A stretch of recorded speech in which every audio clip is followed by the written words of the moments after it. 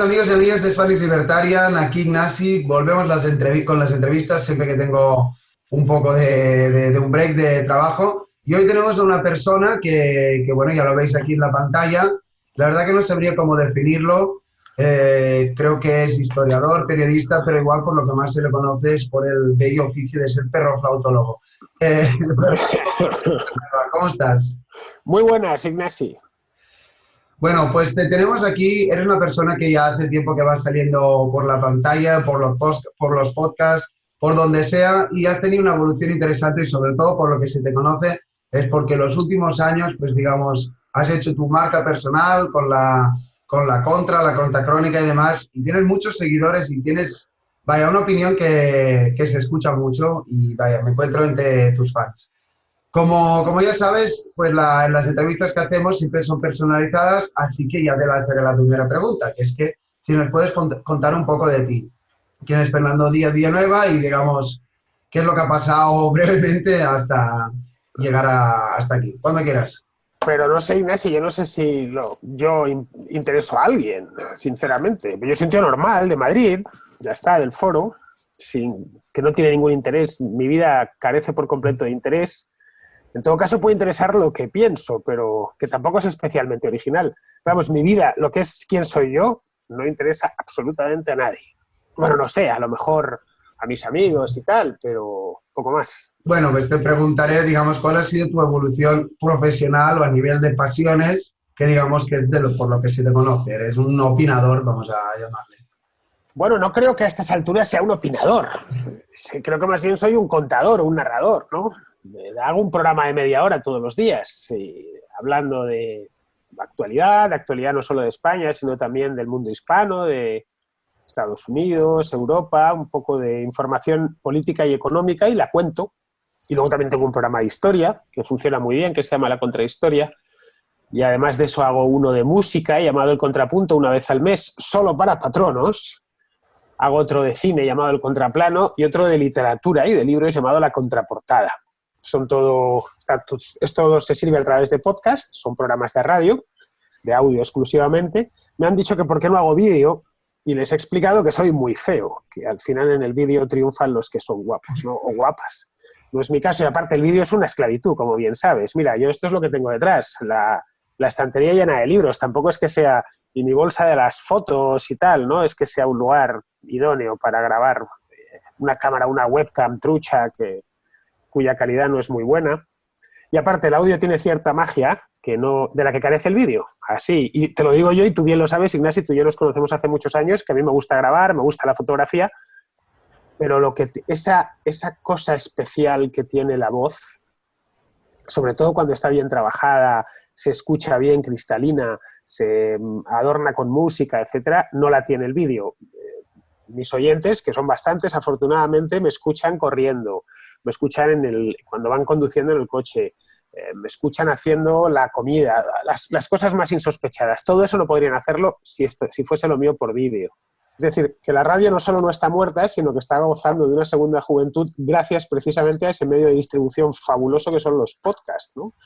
Y eso es a lo que me dedico, hoy por hoy. Además de eso, hago mis cosillas, es decir, sigo haciendo vídeos y reportajes en vídeo, escribo artículos para Voz Populi, por ejemplo, también para Disidencia, que es una revista de ideas que empezó en enero, empezamos en enero. Hago también artículos básicamente de historia para la revista Milenio, pero el centro de mi actividad hoy por hoy es la Contracrónica, que es 100% mía. La verdad es que funciona muy bien, no me puedo quejar.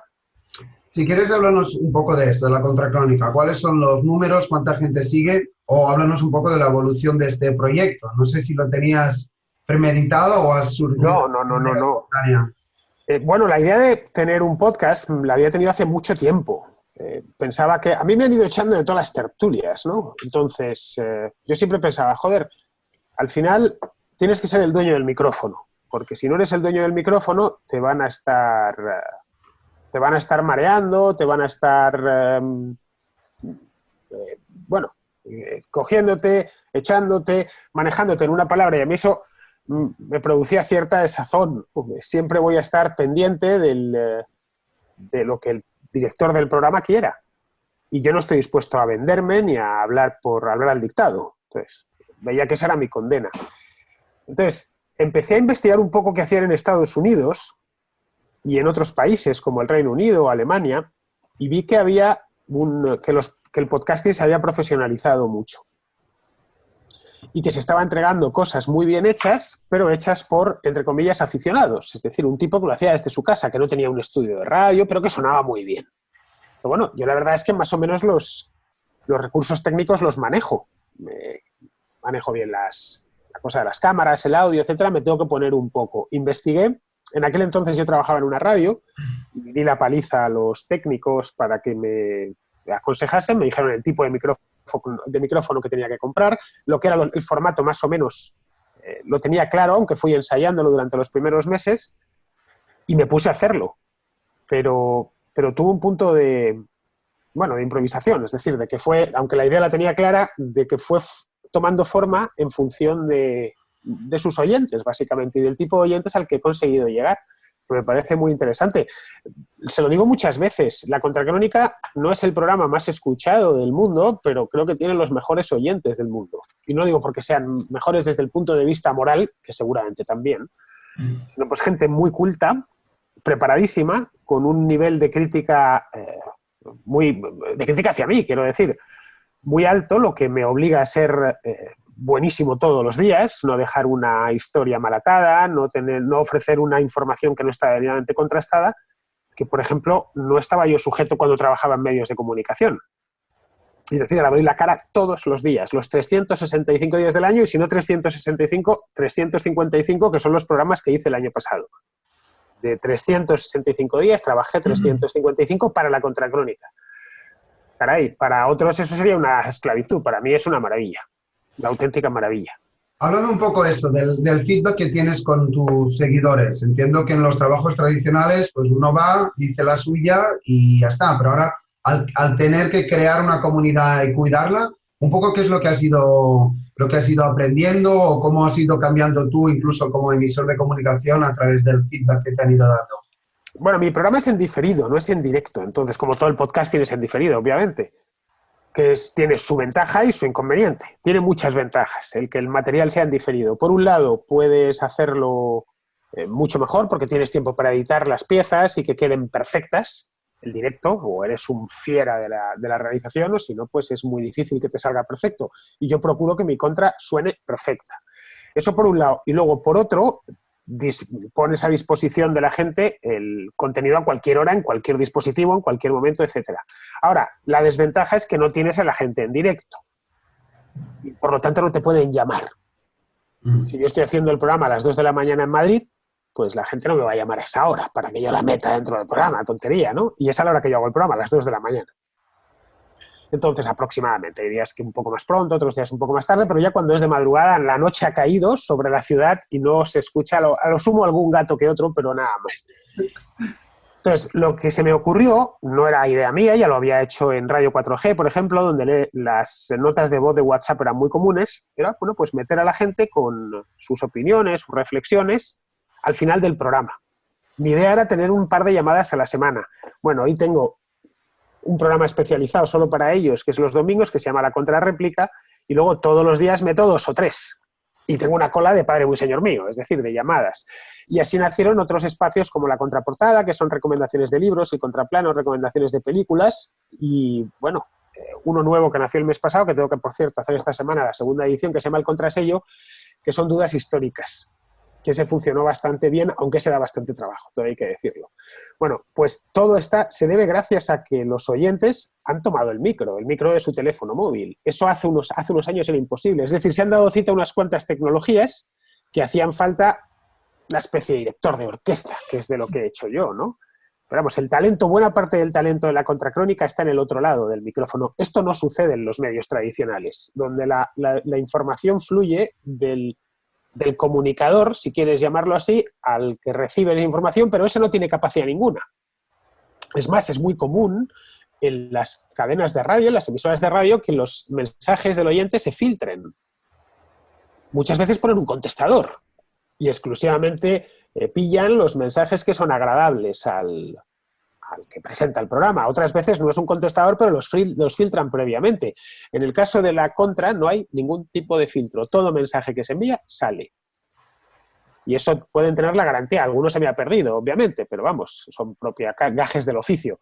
Pero no porque haya sido censurado ni nada de eso. Y eso al final creo que le ha dado bastante frescura, porque el oyente se siente que está también en el otro lado y que su opinión es tenida en cuenta, ¿no?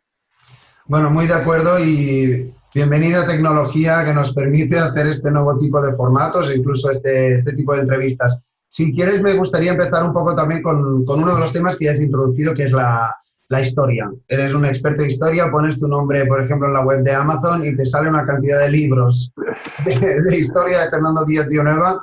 Sí.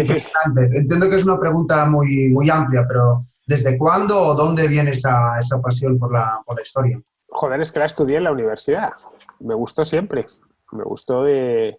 Bueno, me gustaba de niño ya la historia, la geografía, esas cosas. Luego, cuando terminé el COU, yo todavía estudié COU, Ignasi, pues yo no quería estudiar. Lo que pasa es que, bueno, mi padre quería que me sacase una titulación y no sé qué, y empecé a estudiar historia, que me pareció una carrera que me iba a ser fácil porque me gustaba. Pero siempre me ha gustado. Es decir, aunque no hubiese estudiado historia, lo que es la materia me gusta mucho. Me gusta leerla y los libros que tengo aquí casi todos son de historia.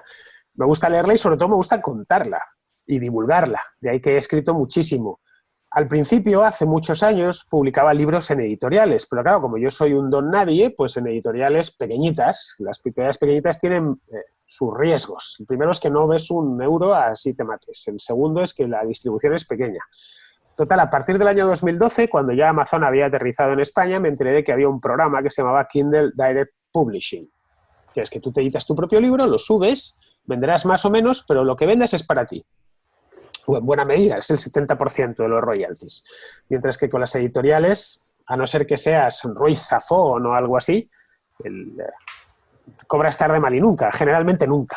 Entonces, bueno, a fin de cuentas, escribir yo no lo hago solo por dinero, pero el dinero también importa. Si me he escrito un libro que me ha llevado un esfuerzo considerable, le hace, por ejemplo, Che Guevara, de investigar y de leer, caray, quieres verlo por algún lado. Y vi que eso era un modo bueno, salían a través de Kindle al principio, desde el año pasado tengo ya publicados un par de libros en papel, de impresión a la demanda, y bien, pues esa es la razón por la que si pones en Amazon Díaz Villanueva aparecen tantos libros. Lo que no los encontrarás es en las librerías. La verdad es que ninguna editorial me ha ofrecido escribir para ellos, si te soy sincero. De todas maneras, tampoco lo he ido yo buscando, ¿eh? Voy muy a lo mío. Si te fijas, todo el ecosistema que he ido creando es yo mismo y mi mecanismo. Podría cerrarse o resumirse en eso. No es que no me guste el trabajo en equipo, pero es que creo que por mi oficio, mi oficio es un trabajo solitario, el tuyo también, Ignasi. Yo me siento aquí, ahora me tengo que poner a escribir. Por ejemplo, cuando termine esto, aquello no tener a un tío al lado. De hecho, me pongo música y me olvido. Y me inspiro, leo 4 o 5 cosas, tal, pero mi trabajo es solitario. Yo preparo las contras y es solitario. No es que no me hace falta el trabajo en equipo. Luego, si para generar el contenido no necesito a nadie a mi lado, caray, tampoco veo que lo necesite para transmitir el mensaje desde el punto de vista técnico. No me hacen falta intermediarios. Los intermediarios muchas veces lo único que te hacen es condicionarte y llevarse lo que es tuyo, cuando no directamente decirte cómo tienes que decir las cosas, ¿no? Y eso a mí no me interesaba. Es decir, a mí la tecnología en cierto modo me ha liberado. Bueno, está bien esto de hacer las cosas a tu manera.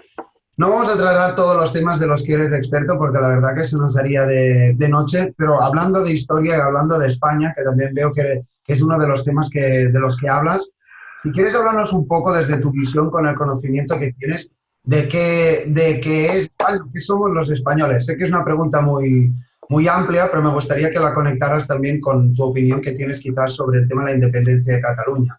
Me acuerdo un día hablando contigo que decías, oye, es que hace muchas generaciones que nos vamos mezclando, diciendo que por ahí pues estás en contra de ese movimiento. No sé, corrígeme si me equivoco. Bueno, la independencia tal y como la han concebido, desde luego sí es un auténtico disparate, pero vamos, a la vista está, no hay nada que no... A ver, y esto lo he dicho porque el año pasado lo traté mucho, este año menos porque el tema está más que gastado, ¿no? Entonces hay poco nuevo que decir respecto a la historia esta del procés y de la independencia de Cataluña. A ver, si tú quieres separarte, es decir, si tú tienes, pongamos, una comunidad política, llamémoslo comunidad autónoma, como quieras, porque lo que se quiere separar es Cataluña, pero podría ser perfectamente el Ripollès. No queremos seguir formando parte de España del Ripollès y nos queremos ir. ¿Vale? Es una ambición perfectamente legítima. Bien, tienes dos maneras de hacerlo. Una es a través de la ley, es decir, conseguir llegar a un acuerdo con el resto del Estado para poderte separar. Lo que sucedió, por ejemplo, en Checoslovaquia, es vamos a separarnos pacíficamente y de manera acordada, y la otra es por las bravas. Bien, en el caso de que escojas la segunda, tienes que llevarlo a sus últimas consecuencias, que es lo que hicieron los padres fundadores de los Estados Unidos, por ejemplo. Cuando Washington, Jefferson y compañía se reúnen, redactan la Declaración de Independencia, que la redactó básicamente Jefferson, y dicen, muy bien, caballeros, más esto se lo dijo Jefferson a todos. Ya podemos todos colgarnos de este documento porque si no el rey nos irá colgando uno a uno. Es decir, a muerte con esto. Ahora sí que no vale ninguna tontería. Hemos cruzado el Rubicón. Bueno, en el caso de Cataluña lo que se vio es que no querían, por un lado, negociar nada. Y dices, no, pero ellos sí quisieron. Ellos fueron a Madrid y lo pidieron, ya, pero no tenían mayoría suficiente. Y esto quizá les haga falta 30 años más. Y luego, por otro lado, cuando llegado el momento... no pasaron no cruzaron ese Rubicón, pero sí ni descolgaron la bandera de España del Palacio de la Generalidad. Y luego un tercer elemento, y es que dentro de la propia Cataluña, la mitad o más de la población no estaba a favor. Entonces, tú, con esos mimbres, ¿qué quieres hacer? Porque claro, si lo llevamos, por ejemplo, a los casos, y esto también lo traté en la Contra el año pasado, el caso, por ejemplo, de Lituania o de Estonia, Letonia, etcétera, las repúblicas bálticas. Joder, allí hubo unos referéndums que el 95% de la población votó a favor. Y aparte que la sensación de los estonios era que se querían ir. Pero no ha sido así en el caso de Cataluña. Y así es que el referéndum no fue legal. Bueno, lo más parecido al referéndum, que fue las elecciones de diciembre de 2017, resultó que el partido ganador era un partido españolista. ¿Te imaginas que en Estonia, en 1991, en las primeras elecciones estonias, hubiera salido un partido ruso ganador? ¿Crees que Estonia hubiera sobrevivido mucho tiempo con un partido ruso ganador? Al final el problema viene de ahí, y todo lo que se ha hecho después, bueno, pues lo hemos visto. Es un poco lamentable, a mí me lo parece, por lo menos, y al final ha polarizado las posiciones políticas y hemos llegado donde estamos, ¿no? Pero vamos, yo personalmente, si fuera por mi opinión, es decir, si de mí dependiese, personalmente creo que nos va mejor juntos que separados. Es decir, no nos ha ido mal a lo largo de los últimos 500 años y siempre es mejor la federación que las fronteras. Es decir, que si tuviera que escoger un tipo de, esto que se dice ahora, encaje entre Cataluña, el resto de España y tal, pues buscaría eso, ¿no? Algo de ese estilo, un poco lo que tenemos, lo único que quizá llamándolo por el nombre que tiene, real, y es un poco al estilo suizo, ¿no? Es decir, a mí no me parece que sea la mejor idea poner una frontera entre Cataluña y Aragón, cuando no la ha habido en cientos de años y además se ha demostrado que las poblaciones están muy mezcladas y que no hay ningún deseo. Desde luego no en este lado, y en el otro no es ni mucho menos mayoritario, ¿no? Hablando un poco de eso, de España, ¿no? De los incentivos que tiene una parte u otra para irse o quedarse. También mencionaba Suiza, que es un modelo que me gusta y que sé que te gusta. ¿En qué crees que debería mejorar, digamos, las instituciones españolas para que no surjan movimientos o independentistas o de que el país fuera más próspero? Sé que es una pregunta muy, muy amplia, pero bueno, sabiendo también tus tesis políticas o el análisis que haces, no sé, ¿hacia dónde crees que podríamos ir para que el problema es sea mejor, que es lo que todos queremos? El nacionalismo en España ha terminado convirtiéndose en un negocio, en un gran negocio político, quiero decir. Es decir, en Cataluña, ¿cuánta gente vive a costa de eso? O vive de eso directamente, vive de ser nacionalista.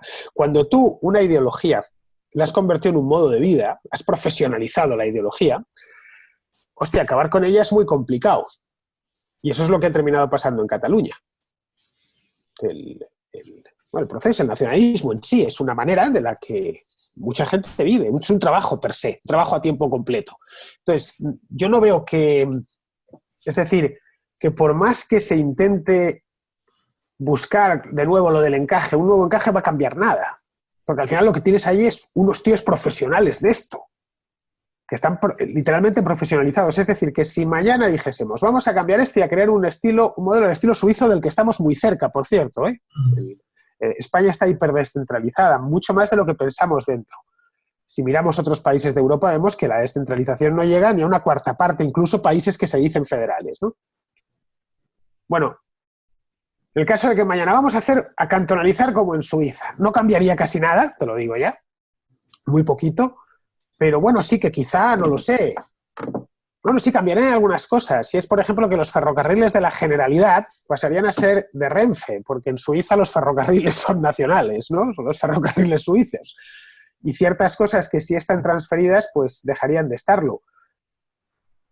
Pero vamos, que tendrían, por ejemplo, las comunidades tendrían la posibilidad de separarse en el momento en que ellas quisiesen. Cosa que ahora mismo no tiene. Sin ni Cataluña, ni Madrid, ni Valencia, ni Navarra, ni ninguna de ellas. Bueno, en el caso de que se fuese a eso, ¿crees que desaparecerían los nacionalistas? Yo creo que no. Por lo mismo, porque es que es un business. Es un business por un lado y luego por otro, gente que ha convertido esto en una especie de salvación. Mira el nacionalismo de extrema izquierda. Para ellos es una manera de hacer la revolución. Es una revolución que no vamos a conseguir hacer en toda España ni en broma, pero en cambio si lo cerramos exclusivamente en lo que dice Rufián, ¿no? De la República Catalana, que es la república posible, ¿no? Mucha parte de la izquierda catalana está en ese cuento. De aquí sí podemos hacer la CUP, por ejemplo, aquí sí podemos hacer esa revolución, mientras que a nivel nacional no podremos hacerla nunca, pues poco menos que imposible. Entonces, que no creo que es una situación de bloqueo, no creo que vaya a cambiar nada en tiempo, cambiará evidentemente dentro de muchos años, pero hoy por hoy no, la cosa está como está, ¿no? Hay que procurar al menos no calentar más los ánimos de lo que ya lo están y no criar odios, porque los odios luego son muy jodidos y no hay manera de que se vayan. Es decir, no convertir al adversario en enemigo. Y irreconciliable, y en el odio, a este tío hay que odiarle, no, pero es que ellos están haciendo eso. Bueno, pues tú no caigas en eso. Es decir, esto, por ejemplo, de los lazos. Esto que ha sido el tema del verano. Más, tú estás en Barcelona y lo has podido vivir. Me preguntaron hace no mucho, un par de semanas, que qué hubiera hecho yo con los lazos amarillos. Les dije, bueno, pues si de mí hubiese dependido, yo hubiera ido a poner lazos. ¿Pero cómo que hubieras ido a poner lazos? Pues estás loco. Un lazo amarillo no significa nada, significa lo que tú quieras que signifique, ¿vale? No tiene un significado preexistente, no es como una bandera. Si yo te saco ahora mismo aquí la bandera de Canadá y dices, ¿esto qué significa? Joder, pues es la hoja tal, pues esto es la bandera de Canadá. O te saco ahora mismo el oso y el madroño y dices, no, esto es Madrid y no es desde la Edad Media. Pero un trozo de tela amarillo significa lo que tú quieras que signifique. Y tú dotas de significado, cargas de significado a ese color y a ese lacito.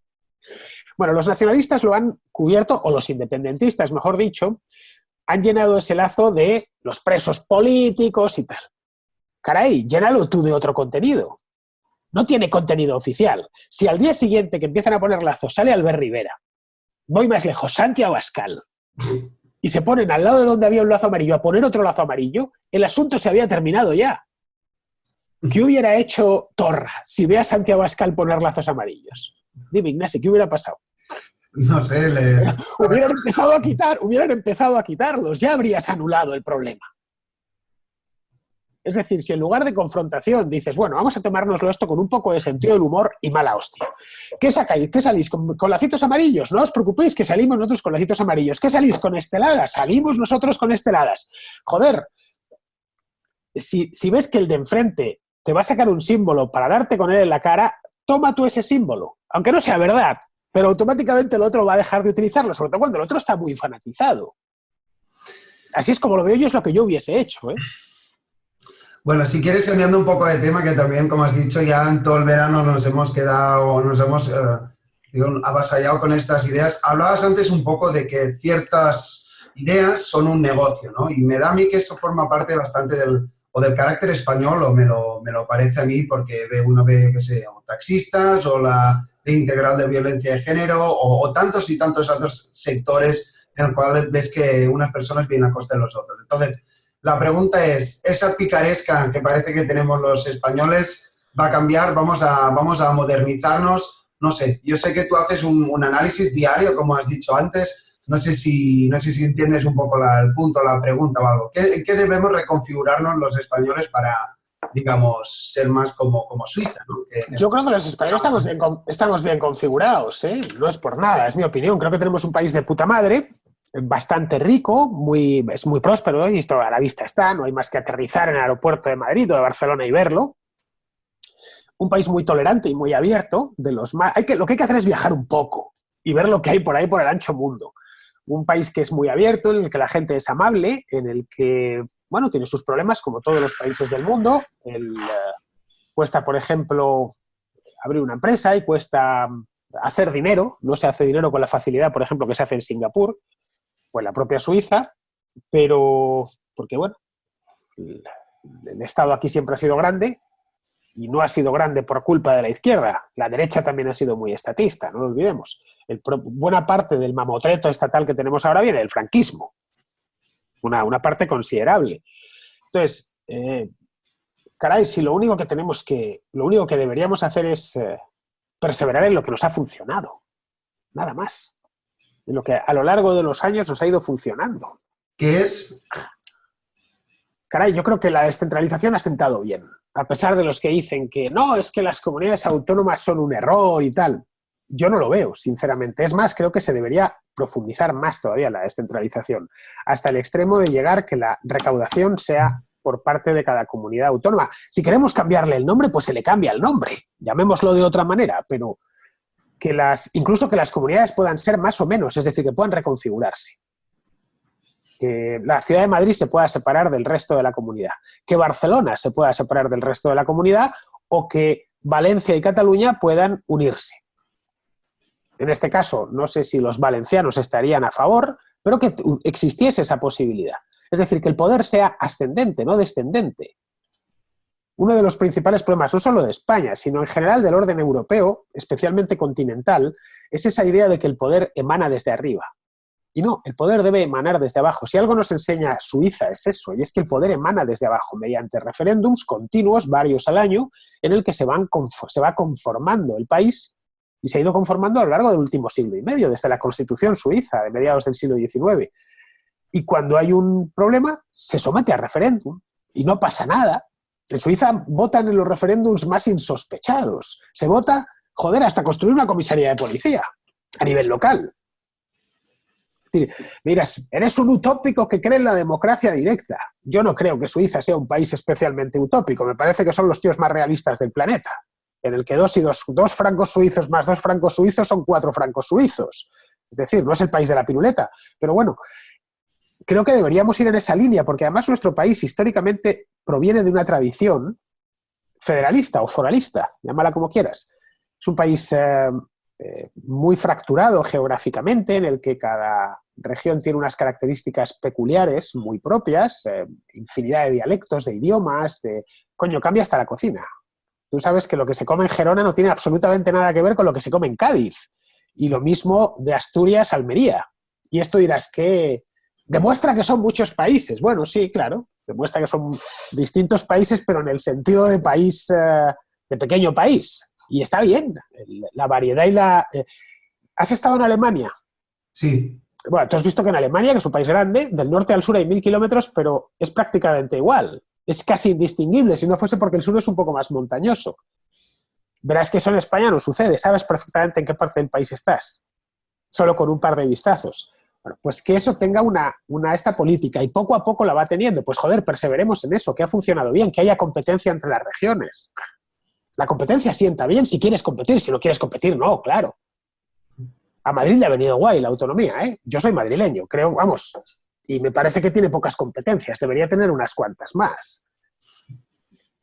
Ahora, si se miran desde el punto de vista negativo, Ignasi, no positivo, queremos competencias para montarnos aquí una policía regional. Yo creo que la policía regional tampoco hace mucha falta porque ya hay una que es nacional, pero sí competencias para hacer más vivible el lugar. Es decir, más para sus habitantes, para atraer gente, en una palabra. ¿Cuánta gente atrae Hoy por hoy, ¿cuánta gente atrae Cataluña? Trabajadores de fuera, empresarios, inversores. El número exacto no lo sé. Pero... Hoy por hoy es muy poca, porque saben que se van a encontrar mil problemas. Los impuestos son altos, han creado todo tipo de problemas políticos, los políticos locales. Bien. ¿Qué es lo que hizo Cataluña en el pasado? Justo lo contrario. Hacerlo fácil. Es veniros aquí, que esto es una sociedad abierta, donde todo el mundo tiene cabida, donde nos vamos a tocar las narices, donde vamos a haceroslo fácil, todo lo más fácil que podamos, no vamos a saquearos a impuestos, la regulación va a ser suave, y eso solo se consigue compitiendo. En el fondo, Cataluña está compitiendo, pero al revés, y lleva así muchos años. Y es una lástima, porque la región es cojonuda, a mí me encanta. Bueno, has hablado, vamos a cambiar un poco de tema y en realidad no, has hablado Esto es un rollo, macho. Esto es un rollo, lo del nacionalismo. No, en realidad sí. Has hablado de política, de competencia, de Suiza, de descentralización, y esas son palabras que, digamos, te delatan un poco y se entiende que tú eres de idea política, filosófica, liberal. Que, bueno, entiendo que para la audiencia no estoy diciendo nada nuevo. Háblame un poco de eso. ¿Por qué crees que España lo necesita? O, digamos, os reconfiguro la pregunta. ¿Crees que hay un momento de auge en los jóvenes, como mínimo en España?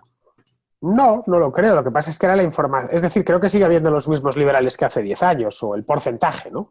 Sigue siendo parecido. Lo que pasa es que ahora la información circula más rápido que hace 10 años y infinitamente más rápido que hace 20, ¿no? Cuando tú en los años 90 eras liberal o te interesaban estas ideas, pues había pocos foros donde encontrarte. Estaban haciendo internet y era una cosa mucho más presencial, digamos, ¿no? Hoy, en cambio, abres Facebook o cualquier página web del tal o el propio Twitter y te encuentras un montón de ideas, opiniones, gente que aparece, y las ideas tienen mejor salida. Es así. Antes era muy difícil llegar al público. Era complicado y no lo es. Pero vamos, que seguimos siendo, no cabemos en un taxi, pero en un autobús de esos de 50 plazas sí. Entramos sin ningún problema. Yo, de todas maneras, tampoco soy liberal profesional, es decir, que yo no vivo de ser liberal, yo vivo de mi trabajo como periodista. Y las ideas liberales están bien y además a mí me gustan, y me gustan desde que era joven, no por nada, sino porque creo que son moralmente superiores. El liberalismo es un conjunto de ideas óptimo y además muy justo. Es decir, una sociedad basada en contratos libres y voluntarios es una sociedad justa, en la que el que se lo merece tira para adelante y el que no se lo merece se queda parado. Entonces, tanto que se habla hoy de sociedad a los méritos y tal y cual, pues el liberalismo en cierto modo es muy meritocrático, ¿no? Si eres un tipo trabajador y voluntarioso, tirarás para adelante. Y luego la idea de la voluntariedad, de que tú realmente, la libertad y la voluntariedad, que es algo que le falta mucho al socialismo, donde de nuevo estamos en poder descendente. Es porque lo dice el órgano central, porque lo dice el político, que sabe mejor lo que te interesa que tú mismo. Eso en el liberalismo no sucede, ¿no? Tienes pleno derecho a equivocarte y hacer el idiota, ¿no? Hablando un poco también, hablabas de la facilidad de la información a día de hoy de Internet. Y me acuerdo de una entrevista que te hizo un chico chileno, por ejemplo, o yo mismo pues tengo mucha audiencia de Argentina. Veo que ahí están surgiendo personajes que realmente movilizan a las personas. Entonces, la pregunta, más allá de cómo ves el análisis en España, es ¿cómo ves crees que en el mundo hispano o latino, no sabría cómo decir, sí que está resurgiendo? O, digamos, ¿cómo podemos utilizar herramientas como esta para tener más visibilidad aún? Bueno, yo creo que se están utilizando todas a tope. Tu caso, Ignasi, es paradigmático, ¿no? El Spanish Libertarian. Tenés que haberle puesto Hispanic Libertarian, porque eso de Spanish da pie a que solo es de España y no del mundo hispánico. A ver, los hispanos, desde el punto de vista cultural, formamos un gran país. Desde el punto de vista cultural, literario, etcétera, formamos un gran país. Los argentinos, los chilenos, los colombianos leen los mismos libros que yo, los mismos autores. Es decir, escuchan el mismo tipo de música popular. Al final, el idioma cuenta mucho, ¿no? El entorno cultural en el que estás inserto. La diferencia es que en países, claro, cada país de Sudamérica y de Centroamérica tiene su propia historia, ¿no? Y su propia evolución. Es que aquellos son países mucho más jóvenes que el nuestro. Jóvenes desde el punto de vista histórico y jóvenes por demografía. decir, la cantidad de jóvenes que hay en Chile, porcentualmente sobre el total de la población, es mucho mayor que en España. Entonces, tienen otro tipo de incentivos y de demandas distintas a nuestra sociedad, pero en lo general son parecidas. Es decir, las ansias de libertad individual son comunes a toda la especie humana, ya sean de aquí o de Filipinas o de Taiwán o de donde lo agarres. Es lo mismo. Es válido. Lo único que en el caso de los países hispánicos, en el que se ha dado a lo largo de la historia cierta querencia por el caudillismo, por las soluciones mágicas, por los hombres fuertes. Ojo, no somos el único país que ha tenido esa tentación. Los alemanes han sido muy parecidos en esto. Alemania ha ido buscando caudillos. El Kaiser lo fue, luego llegó Hitler, bueno, y antes del Kaiser los príncipes medievales. La idea de que siempre va a haber un caudillo que nos guíe bien.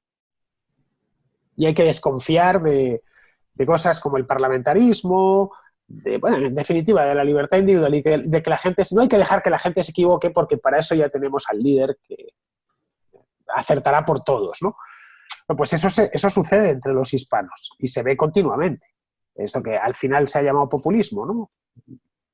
No, es que aparece Chávez. Chávez es un caudillo hispano arquetípico en todo, hasta en lo macho man que era, igual que Fidel Castro.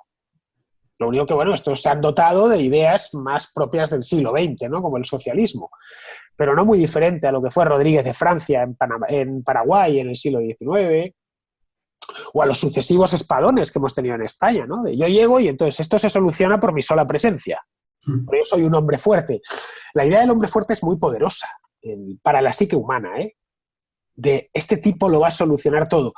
¿No te acuerdas hace unos años cuando apareció Podemos, de la nada, que había mucha gente que estaba persuadida que el solo hecho de que apareciese Pablo Iglesias ya iba a solucionar los problemas?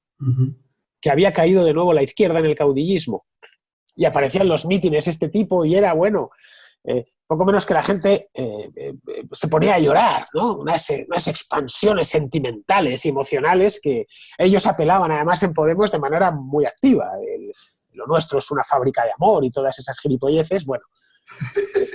Sí, acuérdate. Bueno, somos...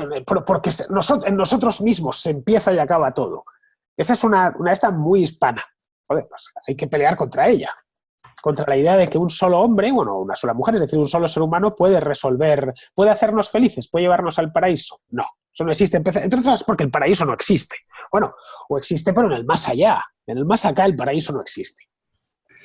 Bueno, para ir terminando, me quedan un par de preguntas. Mencionabas Podemos y mencionabas el populismo y el fanatismo, y te voy a hacer una pregunta que normalmente hago en este canal. Que es, imagínate que soy el seguidor prototípico de Podemos, en este caso, un social justice warrior, que dirían los anglosajones, y estoy dispuesto a dedicarte un minuto para que me cambies la mente. Digamos, ¿cómo sería el consejo más honesto que podrías decir a un activista o un defensor de ideas desde tu punto de vista equivocadas? Le diría que desconfíe, claro. La desconfianza es una gran cualidad. Ser un tío desconfiado. Sí, tal cual. Es decir, no, es que este tío ha venido diciendo que la culpa de todos mis males los tiene esta gente y la solución es esta. Joder, ¿cómo no le voy a creer? Si me ha dicho claramente que la culpa no es mía, sino de estos, y que con sacrificar a estos basta, y que además, si pongo mi vida en sus manos y mis libertades individuales en sus manos, yo dentro de un tiempo voy a mantener toda mi libertad individual y mi capacidad de acción y mi radio de acción, y además voy a quitarme de los problemas que ahora mismo tengo, como que no encuentro empleo, o qué tal, ¿no? Que no puedo pagar el alquiler a fin de mes. Entonces, no, joder, desconfía. Desconfía por principio. La desconfianza... Mira, volviendo a Suiza, los suizos, entre otras cosas, lo que son unos desconfiados de tomo y lomo. El suizo medio, a poco de que uno se conozca a ese país, se da cuenta. No se fían. Del político siempre hay que desconfiar.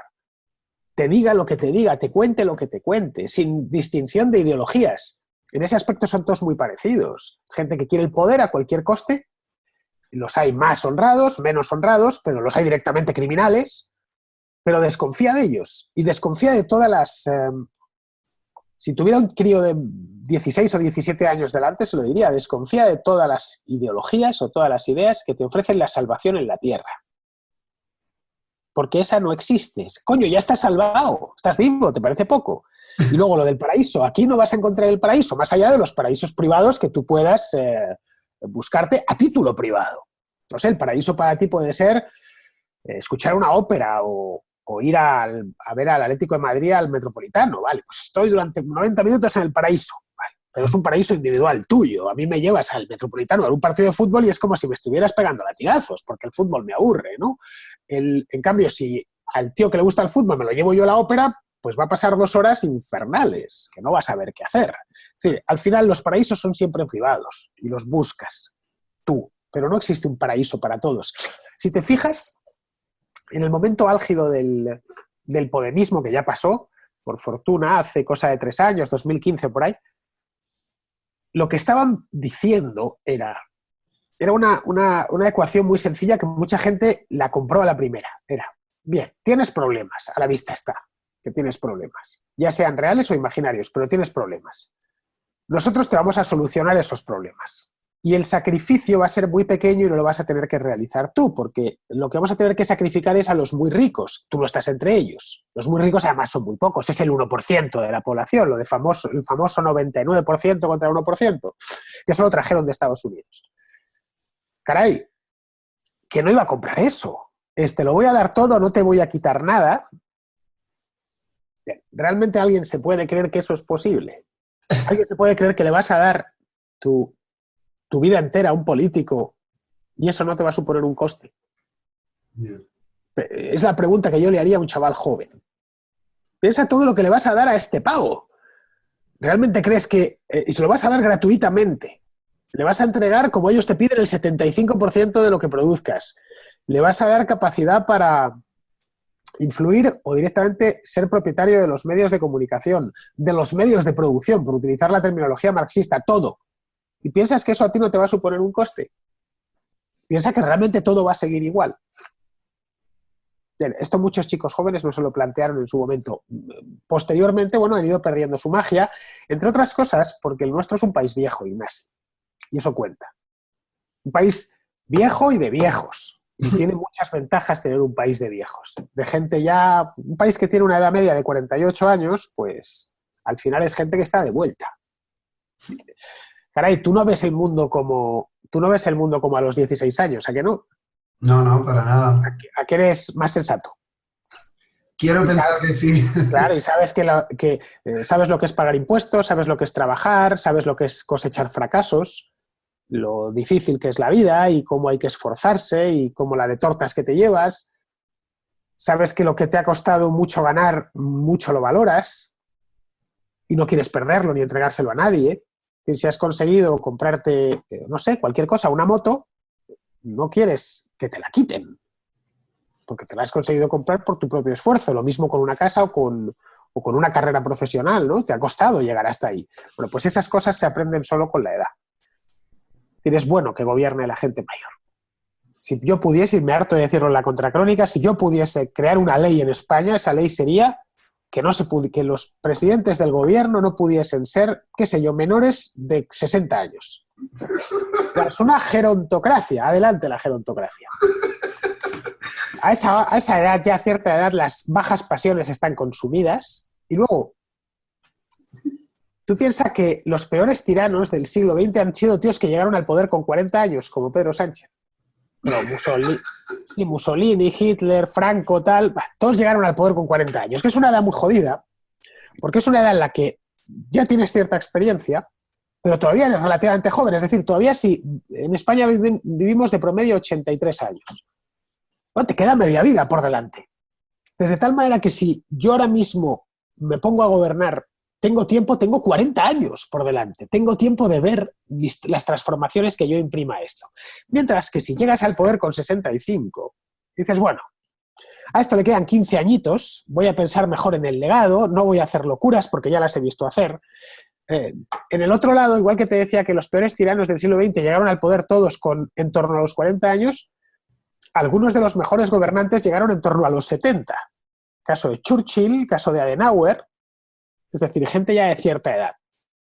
Cuando llega al poder, Adenauer creo que llega con 72 años y crea lo que es el país más próspero del continente, que es la República Federal Alemana. sin demasiadas ambiciones. Luego resultó que vivió muchísimo, ¿no? Y pudo gobernar durante mucho tiempo. Con él venía Erhard, que era otro tipo que tenía ya también 70 años. El caso de Churchill, que llega al poder con 66 y consigue aguantar y gracias a su resistencia los aliados, Inglaterra desde luego no se rindió. Y eso fue fundamental para que los aliados ganasen la guerra. Bueno, igual nos hemos alargado el minuto, pero ha estado bien los consejos y has dado puntos muy interesantes. Para terminar, seguiría otra vez con los consejos, que es un punto que me gusta hacer para terminar las entrevistas, que es saber qué consejos nos podrías dar a personas de un perfil similar al tuyo. Sé que has estudiado mucho, te has reinventado profesionalmente y ahora estás en la historia de Internet, teniendo una comunidad, que si los Patreons, que esto y lo otro. Y digamos, bueno, tú has tenido que tener plasticidad cerebral, vamos a llamarle. No sé, danos algún consejo para personas que pueden tener un perfil similar al tuyo. ¿Que quieran dedicarse a esto, a lo mismo que yo? Sí, digamos, sí, exacto, que seas comunicador. Lo primero que les diría es que se lo piensen, porque en esto se gana poco dinero. Pero bueno, entiendo que yo desde luego nunca lo hice por dinero. Mi vida no es especialmente cara. Y no tengo grandes deseos materiales. Es decir, nunca he querido tener un Mercedes ni una mansión en Somosaguas, nada de eso. Entonces, si se quieren dedicar a lo que me dedico yo, caray, que se olviden de los medios de comunicación normales. Esto a lo mejor hace 25 años, vale, pero hoy por hoy que busquen el modo de llegar a la gente directamente y sin intermediarios. Hoy la tecnología se lo permite. Y sobre todo que tengan algo que contar. Y yo no podría salir todos los días al aire si no tengo algo que contar. Al final la tecnología no deja de ser un facilitador, un puro medio. Pero detrás tiene que haber algo que contar. Hoy, por ejemplo, pues llevaba un programa sobre el Brexit, que me estuve preparando este fin de semana. El viernes pasado sobre el doctorado de Pedro Sánchez, que estuve preparándome durante el día, consultando la tesis, estudiándome bien el caso a fondo, y así todos los días. Cuando me preparo una contrahistoria, estoy con una aquí, ahora mismo. Bueno, voy a enseñar a los espectadores. Este es el cuaderno de la contrahistoria. Aquí nacen todas las contrahistorias. Bueno, todas desde la de... Aquí la primera que escribí fue la de Clara Campoamor, sí, la del sufragio femenino. Y está a punto de terminar ya. Bueno, pues la siguiente que voy a hacer, que te estoy preparando, no sé si será la siguiente que grabe, será sobre la peste negra, de 1348. Bueno, la estoy preparando. Es decir, tengo algo que contar. El micrófono... la mesa de mezclas, internet, la fibra óptica que llega hasta mi casa, eso no es más que un medio. Lo otro es que tengas algo que contar. El medio me permite llegar a mucha gente y hacerlo de una manera económica.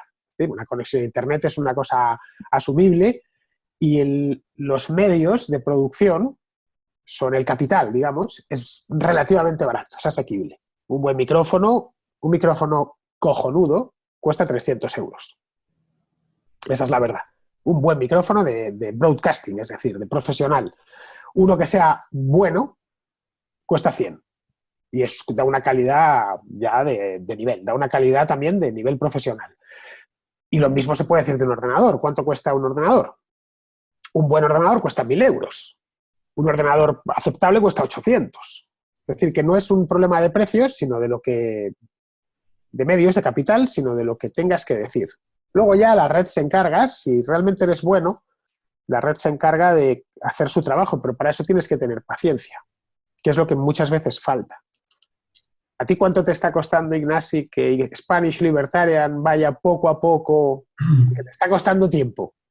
Sí, bueno, lleva tiempo, pero bueno, suscribo a la idea que dices tú, que tienes que generar valor, porque es que si no, si claro. No importas a nadie, el esfuerzo va a ser en vano. Efectivamente. Mira, todas las cosas buenas en este mundo, macho, se hacen poco a poco.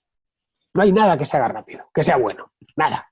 Si tú te fijas, ¿te gusta la escudella? Pues claro, por supuesto. A mí me encanta. Sabes que lleva toda la puta mañana hacerla, ¿no? Igual que el cocido madrileño. Pues es que está buena porque lleva toda la mañana hacerla. Las buenas amistades son las que se van cociendo poco a poco. Esto de, conocí ayer a Pepito y me he hecho íntimo suyo. No, joder, no te has hecho íntimo suyo, es materialmente imposible. Poco a poco quizá os hayáis llamado la atención y os caigáis bien y esto lleve a que quedéis a menudo y vayáis a comer y toméis café juntos y tal. Y dentro de un par de años seguramente sois íntimos. Pero esto lleva un tiempo. Lo mismo con el amor. Esto es amor a primera vista. Yo ya después de verla, a los 10 minutos supe que daría mi vida por ella. No seas trolero, tío. Eso está muy bien para las comedias románticas, pero no para el mundo real. De una chica te enamoras poco a poco. Te gusta al principio, te llama la atención, sientes el flechazo y tal, pero realmente si vas a dar tu vida por ella es porque te ha conseguido enamorar profundamente y eso requiere tiempo, de nuevo. No diré 7 años, pero sí por lo menos 7 meses. Todas las cosas buenas, todas. La sabiduría la aprendes poco a poco, a base de leer un libro, otro libro, tener conversaciones con gente interesante que tenga algo que contarte. Pues lo mismo pasa con esto. No existe ningún atajo. Aunque ahora entre la gente joven, tú te habrás dado cuenta, no sé si por el fenómeno Instagram y esas cosas que aparecen y el fenómeno YouTube, que de la nada, que han pasado de 0 a 100 unos pocos en muy poco tiempo, incluso han llegado a ganar dinero, se tiende a pensar que o consigues eso o has fracasado. Y no es así. Es decir, eso es lo anormal. Y te diría que incluso lo poco recomendable. Que triunfes pronto y que tengas éxito pronto. Es bueno llevarte unas buenas tortas en la vida y que aprendas del fracaso. De hecho, en la vida solo te enseña el fracaso. Los aciertos y las victorias de esas son unas impostoras, no te enseñan absolutamente nada. Al contrario, te dan las lecciones que no debes de tener. Te confías, tiendes a creer por momentos que realmente eres mejor que nadie y tal. No, llevarte buenas hostias es lo que te va educando. Las caídas, vamos. Bueno, Fernando, la verdad que me resuenan mucho tus palabras y de las caídas se aprende, pero también uno se tiene que levantar y estoy seguro que lo has hecho en muchas ocasiones. Pues no sé, ya se me han terminado las preguntas. Yo también tengo aquí mi libreta en la que apunto todo. No sé la libretilla. Tengo la de la contracrónica, por cierto. Esa que os he enseñado es la de la contrahistoria y esta es la de la contracrónica. Estas me las fundo a toda velocidad. A ver, enséñanos. Aquí está esta. Estas son unas libretillas para la contrahistoria. Como claro, son menos, utilizo una marca que me encanta que se llama Miquel Rius, que es mi marca de libretas favorita. Son unas libretas catalanas, por cierto, que son una auténtica maravilla, da gusto escribir en ellas. Y luego, para la contracrónica, como las libretas me las devoro a una velocidad de vértigo, pues estas compro las más baratas que encuentro en la papelería. Pero bueno, a ver, no sé. Eres un tío de puño y letra, no utilizas el Word. No. Bueno, utilizo el Word para escribir los artículos que tengo que mandar a la prensa, pero si yo tengo que pensar, necesito esto y apuntarlo y es la manera en la que las ideas las consigo, nunca mejor dicho, aterrizar sobre el papel. Me han dicho que hay un iPad ahora que te pilla, puedes escribir como si escribieses en una libreta, pero yo no me termino de fiar. Digo, a ver si me voy a gastar el dineral que cuestan los iPads estos y al final voy a tener que dejarlo a un lado, utilizarlo para navegar por internet, y tampoco esa es la idea, ¿no? Entonces, por lo visto tú escribes y puedes incluso guardar todas esas cosas, pero tengo que investigarlo mejor, a ver si algún día me paso por una Apple Store de esas y me dejan probarlo. No sé, y en ese caso jubilaría las libretas, que tengo muchísimas, las tengo que ir tirando cada cierto tiempo porque me las como, literalmente. Bueno, prepares como te prepares los programas, la verdad que yo y tantísimos otros seguidores seguiremos viendo tus contracrónicas, tu contraplano, tu contrahistoria y tus seguro que hay más que vas a crear. Y bueno, no sé, a mí se me han terminado ya las preguntas o los comentarios, no sé si quieres añadir algo. No quiero añadir nada en especial. ¿Cuánto llevamos, por cierto? Yo creo que ya casi 50 minutos. Joder, 1 hora, lo tonto, sí, para que veas. Bueno, ¿cuántos duran las entrevistas tuyas normalmente? Por ahí vamos. Pero bueno, como tú eres una persona que da gusto escuchar, pues también alargarse más, pues no pasa nada. Yo como mínimo me lo paso muy bien. Vale, pues nada, yo también. Ya sabes que me encanta hablar contigo, Ignasi. Okay. Muchísimo. Bueno, gracias Fernando por tu tiempo, gracias a vosotros por estar ahí. Y si os ha gustado el vídeo, pues darle al like, suscribir y dejaremos los links también de los canales de Fernando. Que la verdad tienes que decir como los youtubers, esto de darle al like, que hacen así, entonces impresionan aquí. Sobre todo el botón de la notificación, que ese sí que es importante, que si no, los vídeos cuando subo uno no aparecen. Fernando, gracias por todo y nada, nos vemos en la próxima. Muy bien, venga Ignasi, cuídate mucho. Chao, hasta pronto.